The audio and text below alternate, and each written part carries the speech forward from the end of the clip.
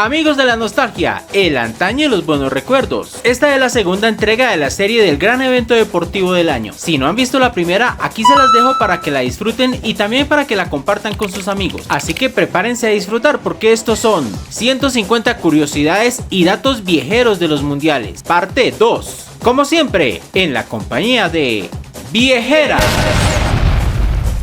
Dato número 26. La selección colombiana debuta el 30 de mayo de 1962 en Chile perdiendo 2-1 ante Uruguay. Su segundo rival era el actual campeón de Europa, Unión Soviética, comandada por el legendario portero Lev Yashin, la araña negra. El partido parecía ser una debacle, ya que con tan solo 11 minutos se perdía 3-0, con un gol de Igor Chislenko y un doblete de Valentín Ivanov. El combinado nacional, jugando de azul, logró el descuento a través de Germán el Cucaseros al minuto 21. Así terminaría el primer tiempo. En el minuto 11 de la segunda etapa, Víctor Ponedelnik pondría el cuarto para los soviéticos. Y cuando todo parecía ya perdido, vino la jugada que desencadenó el hasta el momento único gol olímpico en la historia de los mundiales. Con el cobro de Marcos Kohl, que aún no entendemos cómo se le escapó ese varón a Yashin. En el minuto 68 el partido ya estaba 4-2. 4 minutos más tarde, Antonio Rada pondría el 4-3 y también a los 4 minutos Marino Klinger el empate, la gran hazaña. Pero la alegría no duraría mucho, ya que en el siguiente juego, Yugoslavia aplastaría a los nuestros con un contundente 5-0. Para la posteridad quedaría el único gol olímpico de los mundiales y el chiste viejero que todo futbolero se sabe, ya que la camiseta de los soviéticos tenía las letras CCCP, que era la identificación en su idioma de su país. Aquí la convertimos en el famoso "con Colombia casi perdemos". Dato número 27. El Mundial de 1930 tuvo dos partidos inaugurales simultáneos, el de 1934 8 y los de 1954 y 1962 4 cada uno. En 1938 en Francia, el partido inicial fue entre Suiza y Alemania, y de 1950 a 1970 el juego inaugural tenía como uno de sus protagonistas al equipo local. A partir de 1974 con Brasil, el primer juego se le dio al campeón, tradición que estuvo vigente hasta el Mundial de Corea-Japón del 2002. Pues resulta que entre 1974 y 1990 el equipo campeón no pudo ganar el partido inicial de cada mundial, con el agravante de Argentina, que en 1982 perdió 1-0 ante Bélgica y en 1990 con Camerún por el mismo marcador. Esta racha la rompieron Alemania en 1994 venciendo a Bolivia y Brasil, que en el 98 se impuso ante Escocia, pero nuevamente se volvió a ver en el 2002 cuando Francia cayó ante Senegal. Otro par de curiosidades es que el juego México-Suráfrica se repite en dos inauguraciones, en el 2010 y en el 2026, y que el primer local que perdió en la inauguración es Qatar en 2022 ante Ecuador. Es lo primero que sale mal. Dato número 28. Marco Antonio Echeverri Vanegas, nacido el 26 de septiembre de 1970, es quizás el jugador boliviano más importante de la historia, destacándose en Destroyer, Bolívar y Oriente Petrolero de su país, DC United, Albacete de España, Colo-Colo de Chile, Emelec y Barcelona de Ecuador y América de Cali de Colombia. Y fue el líder del equipo del Altiplano que logró su primera calificación a una Copa del Mundo en 1994. Sí, primera calificación porque en 1930 llegó por invitación y en 1950 tanto Argentina como Perú renunciaron a participar. El final de 1993 fue muy difícil para Echeverri, ya que tuvo una fuerte lesión en el ligamento de su pierna izquierda, razón por la cual llegó con poco tiempo de recuperación para el Mundial de Estados Unidos 94 y su técnico Javier Ascargorta por precaución no lo tuvo como inicialista en el partido inaugural ante Alemania. El juego, que se desarrolló en Chicago, ya tenía como ganador a Alemania con anotación del killer Jürgen Klinsmann. Y fue en el minuto 79 en el que Ascargorta decidió ingresar a Echeverri para tratar de empatar el cotejo. Pero fue en el 82 cuando Echeverri tuvo una fuerte entrada a Lothar Matthäus. En el choque de los dos dieces, el alemán llevó la peor parte y el juez mexicano Arturo Bricio sacó tarjeta roja a Echeverri. Al final los Panzers se impusieron por la mínima y la historia mundialista de Marco Antonio se redujo a menos de 4 minutos, ya que tuvo 2 jornadas de sanción y Bolivia no avanzó a la siguiente fase. Malo, el diablo es malo y nos corrompe. Dato número 29. En nuestras memorias aún está fresco el recuerdo de la espectacular final que jugaron Francia y Argentina en Qatar 2022, incluido el hat-trick de Kylian Mbappé. Pero la final de más goles en la historia fue la de Suecia 58, en la que Brasil se impuso a los locales por 5-2, con anotaciones de Babá en 2 oportunidades, Pelé también en 2 y el Lobo Zagallo, mientras que para los suecos marcaron Liedholm y Simonsson. Otras finales repletas de goles fueron Inglaterra 4, Alemania 2 en 1966 y por el mismo marcador Francia, que venció a Croacia en el 2018. Asimismo, las de menos anotaciones fueron Alemania-Argentina, tanto en 1990 como en el 2014, que terminaron 1-0. España-Países Bajos en Sudáfrica 2010 con el mismo marcador. Y para muchos viajeros futboleros, la más aburrida, que aunque viéndolo bien sí tuvo emociones, fue la de 1994 entre Brasil e Italia, que terminó 0-0 y que de paso fue la primera vez que se definió un título mundial desde los 12 pasos. ¡Me aburro! Dato número 30. Entre los mejores partidos de la historia de los mundiales se encuentran Italia 4, Alemania 3 en 1970, que fue denominado como el juego del siglo, el ya mencionado Francia 3, Argentina 3 en el 2022, el maracanazo de Uruguay a Brasil en 1950, el Italia 3, Brasil 2 de 1982, que significó la eliminación del Brasil de Tele Santana, considerado el rey sin corona, y el Brasil 3, Dinamarca 2 de Francia 98, donde recordamos la famosa celebración de Michael Landreau posando para una fotografía. Yo personalmente tengo un grato recuerdo de Brasil-Francia en 1986, que aunque terminó 1-1 en el tiempo reglamentario, fue un partidazo que incluso llevó a los penales, en los que Sócrates y Platini desperdiciaron su lanzamiento, al igual que Zico, que también erró en los 90 reglamentarios. ¡Piensa que sí! ¡Tapo, qué horror!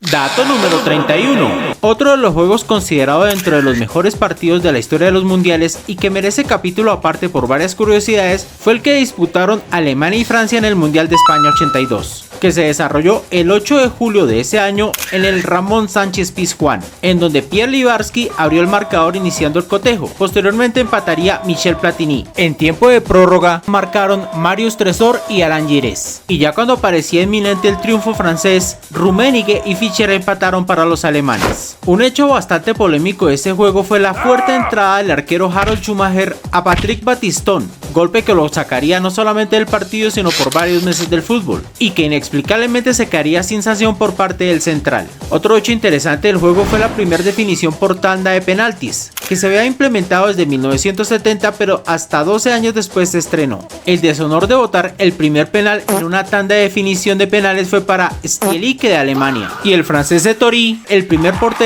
en atajar un lanzamiento desde esa definición. Al final los alemanes terminarían ganando 5-4, ya que tanto Six como Boxis fallaron y los teutones resultarían siendo finalistas enfrentando a Italia. ¡Bonjour, pedazo de soquetes! Dato número 32.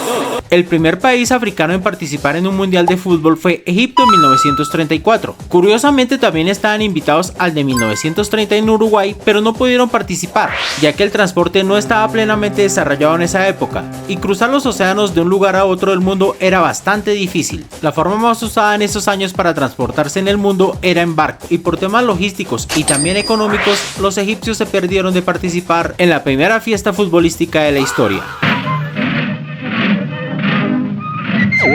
Dato número 33. La India es el país más poblado del mundo con 1.450 millones de habitantes. Aún así, no han asistido a su primer mundial, aunque estaban clasificados para el de 1950 en Brasil, pero decidieron renunciar. Esta clasificación se había dado de manera automática, ya que tanto Birmania como Filipinas e Indonesia también renunciaron a venir al continente americano, pero poco tiempo antes de la iniciación del mundial, el equipo indio decidió hacer lo propio. Adujeron motivos económicos para venir hasta Brasil, ya que estaban recién independizados del Reino Británico y no tenían mucho dinero en sus arcas, pero se habla de la teoría de que el máximo rector del fútbol mundial les prohibió jugar descalzos y por eso decidieron no participar. Curiosamente, otro país llamado Indias Orientales Neerlandesas, hoy conocido como Indonesia, estuvo presente en el Mundial de Uruguay 1930, ya que tanto Estados Unidos como Japón declinaron la invitación. Y aquí viene otra curiosidad, y es que solamente jugaron un partido, y este lo perdieron ante Hungría goleados 6-0. Es una gran deshonra a mis ancestros y mi Dios, pero bueno. Dato número 34. Andrés Escobar nació el 13 de marzo de 1967 en Medellín.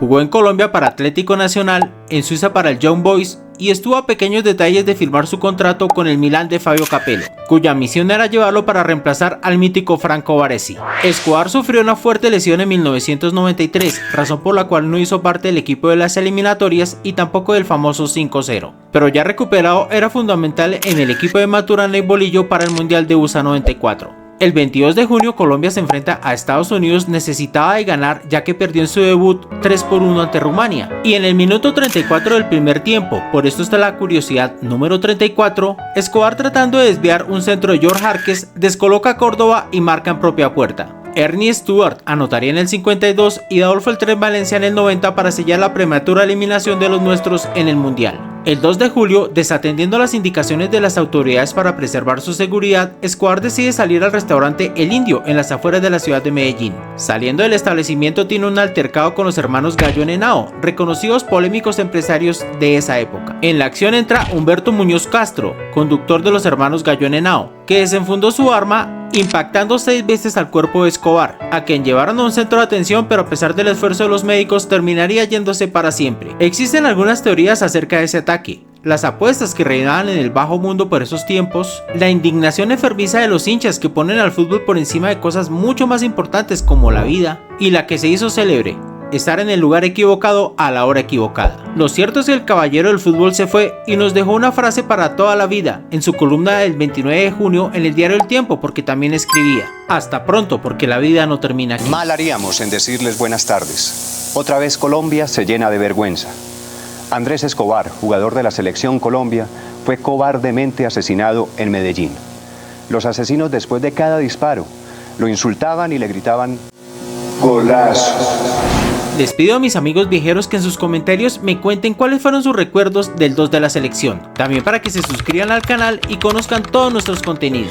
Dato número 35. Robert Prosinecki es un exfutbolista que se desempeñó como mediocentro y tiene un amplio palmarés en su carrera, ya que fue campeón de Europa en 1991 con el Estrella Roja de Belgrado. También tuvo el privilegio de vestir las camisetas del Real Madrid y el Barcelona, jugar en Inglaterra y en varios países europeos. Campeón y bota de oro del Mundial Sub-20 Chile 1987 y nominado al Jugador del Año de la FIFA y Balón de Oro en 1991. Ya finalizando su carrera fue semifinalista con su selección en el Mundial de Francia 98. Pero ¿qué tiene de curioso la carrera de Prosinecki? Que en 1990 participó con la selección de Yugoslavia, en 1998 con Croacia, y aunque el máximo rector del fútbol prohíbe a un jugador estar en las selecciones de dos países en la categoría mayores, en el caso de Prosinecki se avaló, ya que Croacia se independizó de Yugoslavia en 1991, algo similar a los casos de Zucker, Boban, Jarni, Boksic, Extimac y Stanic. También el caso único de Dejan Stankovic, que representó a Yugoslavia en el 98,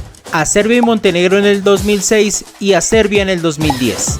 Pero lo que hace aún más curioso el caso de Prosinecki es que nació en Alemania. Todas para mí. Dato número 36. En el estadio José María Minella de Mar del Plata, en la última fecha del grupo 1 se enfrentaron las selecciones de Francia y Hungría en el marco del Mundial de Argentina 78. Ya que la industria de la indumentaria no estaba tan desarrollada para la época, las dos selecciones se presentaron con camiseta blanca, y al no tener un uniforme alterno, hacía que la transmisión de televisión se hiciera muy difícil, ya que en varios países aún habían receptores a blanco y negro. La solución vino de la mano de los directivos de Kimberley, un equipo de tercera división de la ciudad de Mar del Plata, que prestó sus camisetas al equipo francés y harían posible que el partido se pudiera jugar. Lo curioso del caso es que Francia saltó al terreno de juego con una camiseta con rayas blancas y verdes, y con una numeración que tuvieron que pegar y que no coincidía con la que normalmente usaban. Aún así el partido se jugó y terminaría ganando Francia 3-1 con goles de López, Verdol y Rocheteau. ¡Qué elegancia la de Francia! Dato número 37. Leónidas da Silva, más conocido como el Diamante Negro o el Hombre de Goma, fue el primer crack brasilero, goleador del Mundial de Francia 1938 con 7 goles y un auténtico acróbata que hacía a la perfección la jugada que hoy conocemos como chilena. En el partido de octavos de final de dicho mundial, Brasil venció 6-5 a Polonia. 4 de las 6 anotaciones de la canariña fueron obra de Leónidas, algo que de hecho es un dato histórico, pero lo que hace curioso este partido es que el crack brasilero anotó su último gol descalzo, ya que la cancha estaba llena de barro, algo muy diferente a los grandes estadios de hoy en día. razón por la cual Leónidas rompió uno de sus botines, entonces decidió también quitarse el otro, algo que no detectó el central Ivan Eklund. El brasilero anotó a pie limpio y marcó un hito en el reglamento, ya que hoy en día es prohibido jugar sin zapatos. Dato número 38. A la fecha se han jugado 23 mundiales contando el del 2026. A 4 años del centenario, la cifra que tendríamos sería de 25, pero hay un periodo sin fútbol entre 1938 y 1950. La razón, la Segunda Guerra Mundial que destruyó a Europa y gran parte del mundo entre 1939 y 1945. Una vez esta finalizó, fue imposible realizar el evento ya que económicamente el mundo estaba colapsado. Fue así como la cita de 1946 se postergó hasta 1950 y no se realizó en el continente europeo. Por eso se determinó que el mundial viniera hasta América, más específicamente a Brasil, país que se animó a realizar el mundial para poderlo ganar en casa, pero como ya lo recordamos en el primer video de esta serie, no pudo. Tenemos guerra mañana. Dato número 39. Antes del campeonato de 1966, la Copa Jules Rimet fue hurtada. El 20 de marzo de ese mismo año, cuando reposaba en las instalaciones del Westminster Hall. Una semana después fue encontrada envuelta entre periódicos en Upper Norwood, en las afueras de Londres, gracias a la pericia del perrito Pickles. El canino se convirtió en toda una celebridad, con múltiples comerciales, series e incluso una película biográfica. Pero su fama no duró mucho, ya que meses después, por estar persiguiendo un gato, su correa se atoró en una rama y se fue de este mundo. El delito le fue imputado a Charlie Richardson, un conocido gángster de la ciudad de Londres, que fue condenado a 25 años de prisión. Aunque las teorías conspirativas dicen que la real copa nunca apareció y que la que recuperó el perrito era una réplica, y otros aseguran que era una conspiración del gobierno sudafricano para desestabilizar al primer ministro británico Harold Wilson, quien estaba en contra del apartheid que imperaba en ese momento en el país sudafricano, y que curiosamente pidió a Richardson en extradición. Dato número 40. Increíblemente, el mismo trofeo vuelve a ser robado, pero esta vez el 19 de diciembre de 1983 en la ciudad de Río de Janeiro, pues Brasil se ganó el derecho a conservarla permanentemente después de ganar su tercera Copa del Mundo. Esta vez los que fueron acusados del golpe fueron Sergio Pereira Alves, José Luis Vieira da Silva, alias Bigodes, Francisco José Rocha, más conocido en el bajo mundo como Barbudo, y el joyero argentino Juan Carlos Hernández. Infortunadamente, esta vez el trofeo nunca volvió a aparecer, y entre las hipótesis que se manejan sobre el futuro de la joya está la que dice que supuestamente Hernández la fundió, y otra más conspiranoica aún asegura que el máximo rector del fútbol mundial la conserva en secreto. Solo son unos recuerditos que encontramos, ¿verdad, banda? Dato número 41. Porque no tenemos nada, queremos hacerlo todo. Esta fue la célebre frase que dijo el dirigente chileno Carlos Dittborn en 1956 para llevarse a su país la sede del Mundial de 1962, ya que las condiciones técnicas, logísticas y económicas del país austral no eran las mejores por ese momento. Aún así, los trasandinos le ganaron la pugna a los argentinos y se quedaron con la sede del Mundial, siendo un completo símbolo de tenacidad y resiliencia, más aún cuando sufrieron las inclemencias de un fuerte terremoto en 1960. Es nostalgia. Dato número 42. El Maracaná es uno de los grandes templos del fútbol, al lado del Santiago Bernabéu, el San Siro, el antiguo Wembley o el Estadio Azteca. Su capacidad actualmente es de 78.838 espectadores y tiene el récord mundial en 1950 de haber albergado a más de 173.850 personas en el famoso Maracanazo, aunque otras fuentes aseguran que hubo más de 200.000 espectadores en ese día. El récord de espectadores totales en un mundial lo tiene Estados Unidos 94 con 3.590.000 y un promedio de 69.000 por partido.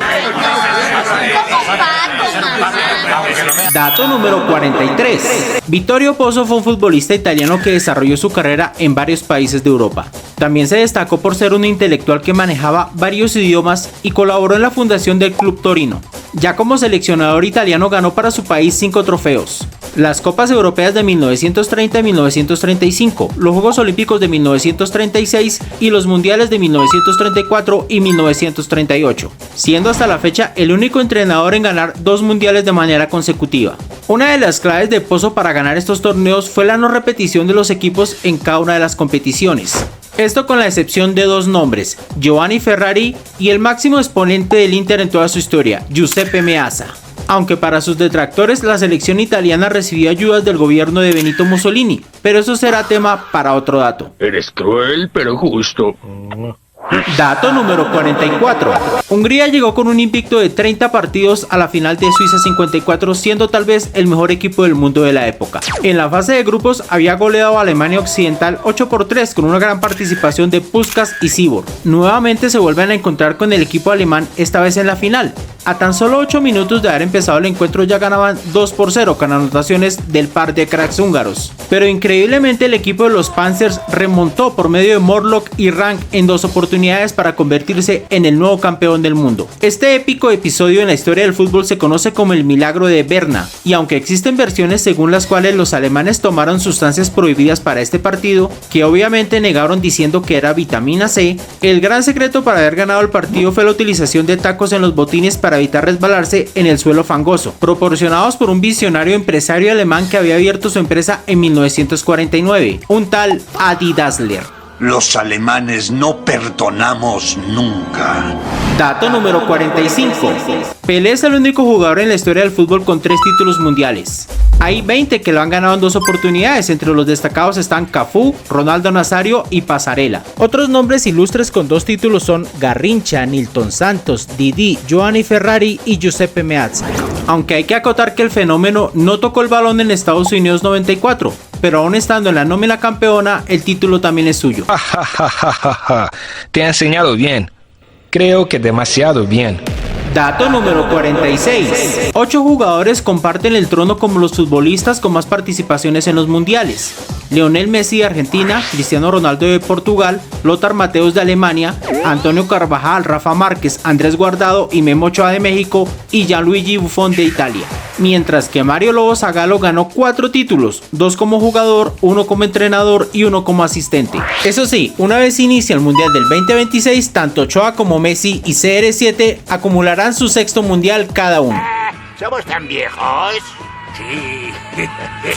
Dato número 47. El Mundial de Inglaterra 66 fue el único que se jugó sin la participación de equipos africanos. Claro está, exceptuando el de 1930 en Uruguay, al que no asistieron por problemas de conexión. En ese momento la confederación de ese continente solo contaba con 15 países afiliados y se les asignó medio cupo que tenían que compartir con Oceanía y Asia. Los dirigentes africanos adujeron que estaban siendo discriminados por parte de los organizadores del Mundial, y esto sumado al auge independentista de varios territorios africanos, especialmente del Imperio Británico, dio como resultado el boicot de África a la Copa del Mundo. Cabe destacar que hoy en día la Confederación Africana de Fútbol tiene 54 afiliados y que en ese momento solo 16 selecciones disputaban la máxima fiesta del fútbol. El cupo en cuestión fue para Corea del Norte. El mal viene hacia acá. ¿Qué hacemos, Nakongo? ¡Tú eres Nakongo ahora! Dato número 48. El Estadio Centenario de Montevideo albergó la primer final del mundo entre Uruguay y Argentina, partido que ganaron los charrúas 4-2. Fue construido para conmemorar el centenario de la independencia de ese país en 1930, de ahí su nombre. Es el único escenario reconocido como monumento histórico por el máximo rector del fútbol mundial, famoso también por tener la Torre de los Homenajes y el Museo del Fútbol Uruguayo. Los otros 2 escenarios del Mundial de 1930 fueron el Parque Central de Nacional de Montevideo y el Estadio Pocitos de Peñarol, que ya no existe. Es de resaltar también que el Estadio Centenario será una de las sedes del Mundial del 2030. ¿Por dónde entró ese balón? Llegó de allá arriba, deben haberlo pateado desde el mirador. Dato número 49. Jos Fontaine fue un jugador de fútbol francés, nacido en Marrakech, Marruecos, de padre francés y madre española. Posee el récord de más goles en un solo mundial. Esto sucedió en Suecia en 1958, en donde marcó 13 goles en tan solo 6 partidos. Este récord lo logró sin hacer goles de penal, con las botas prestadas de su amigo Stefan Brey y recientemente llegando de una lesión. En el año 2014, la marca de las 3 tiras le dio un reconocimiento a Fontaine llamado la bota de platino. ¡Ay, hermoso! ¡Sublime! Dato número 50. Alfonso Senior fue un dirigente deportivo colombiano, presidente de la Federación de Fútbol y uno de los fundadores del Club Deportivo Los Millonarios. En 1970, con la bendición del presidente Carlos Lleras Restrepo, decide proponer a Colombia como la sede del Mundial de 1986. Gracias a la amistad de Senior con Stanley Rus, el máximo jerarca del fútbol en ese momento, el 9 de junio de 1974 la sede es adjudicada a Colombia. Se crea la Corporación Colombia 86 con la colaboración de los grupos Santo Domingo y Gran Colombiano, y se inicia la construcción construcción del Estadio Metropolitano de Barranquilla. Ya para finales de la década del 70 asume la dirección del fútbol el brasilero João Havelange, que desconoce a la corporación privada y le pide al gobierno colombiano asumir las riendas de la organización del evento. Aquí entra en juego el vicepresidente de Havelange, Hermann Neuberg, que hace unos requerimientos puntuales: 12 estadios con capacidad para 40.000 espectadores para la primera ronda, 4 estadios de 60.000 para la segunda y 2 estadios de 80.000 para las finales, una torre de comunicación, tarifas preferenciales para los miembros del máximo rector del fútbol en el país, libre circulación de divisas internacionales, varias limusinas y una red de trenes, aeropuertos y carreteras eficaces para la comunicación entre las ciudades. Aunque a mí personalmente me parece que estas tres últimas son lo mínimo que debe tener un país serio. Lamentablemente al día de hoy no lo tenemos así. A pesar de las gestiones de políticos de la época como Jaime Castro y Ernesto Samper, el director de Crédito Territorial Iván Duque Papá dijo que era imposible cumplir con esas especificaciones. Los presidentes de la época, Misael Pastrana Borrero y Alfonso López Miquelsen, prometieron en campaña ayudar al mundial, pero una vez fueron elegidos dijeron que lo harían solo moralmente. Y para completar, Julio César Turbay dijo que no le gustaba el fútbol. Este capítulo finaliza en octubre de 1982 cuando el recién elegido Belisario Betancur renuncia a la organización del mundial, siendo hasta la fecha el único país en tomar una decisión de esta naturaleza. La Corporación Colombia 86 se terminó y los grupos económicos se alejaron. El gobierno prometió utilizar el dinero del mundial en escuelas y hospitales que aún estamos esperando, y el reemplazo de Colombia se decidió entre Brasil, que pronto declinó su aspiración, Canadá, que aún no tenía infraestructura y cultura futbolera, Estados Unidos, al que le asignaron el mundial del 94, y México, que resultó ser la sede ganadora, incluso sufriendo un cruento terremoto un año anterior, caso similar al de Chile. Es de anotar que ningún país europeo se postuló para realizar el mundial del 86, ya que había alternancia en las sedes entre Europa y América, y recién había concluido el mundial de España 82, del cual muchos viajeros recordarán que cuando finalizó existían varios carteles en el estadio que decían: "Nos vemos en Colombia 86". El de fútbol de 1986 no se hará en Colombia. ¿Qué hiciste? ¿Qué? Y la ñapa. La ñapa. El hat-trick de Kylian Mbappé en la final de Qatar 2022 no ha sido la única en la historia de los mundiales, ya que el inglés Geoff Hurst también marcó triplete en la final de 1966 cuando su selección venció 4-2 a la alemana. Apúrenle que estoy votado. Y yes. Bueno, y como estamos votados, vamos con dos ñapas más. El croata Josep Šimunić recibió 3 amarillas en el partido de su selección ante Australia en el 2006 tras un error del árbitro inglés Graham Paul. El francés Lucien Laurent marcó el primer gol en la historia de los mundiales al mexicano Oscar Bonfiglio en 1930. Y bien, amigos viajeros, hasta aquí la segunda entrega de esta serie. Quiero decirles que la estamos haciendo de manera aleatoria en el tiempo para que ustedes la puedan ver cuando quieran. Aquí les dejo la primera parte por si no la han visto, y les hago la invitación para la parte número 3, que empezaremos desde el dato número 51. Les agradecemos compartirla, darle me gusta y suscribirse a nuestro canal. Estamos poniendo nuestro granito de arena para que ustedes queden como todos unos conocedores del fútbol ante sus amigos y familiares. Les pedimos también que le echen un vistazo a otros contenidos que también tenemos. Y recuerden, siempre que haya nostalgia, antaño y buenos recuerdos, estará Viejeras.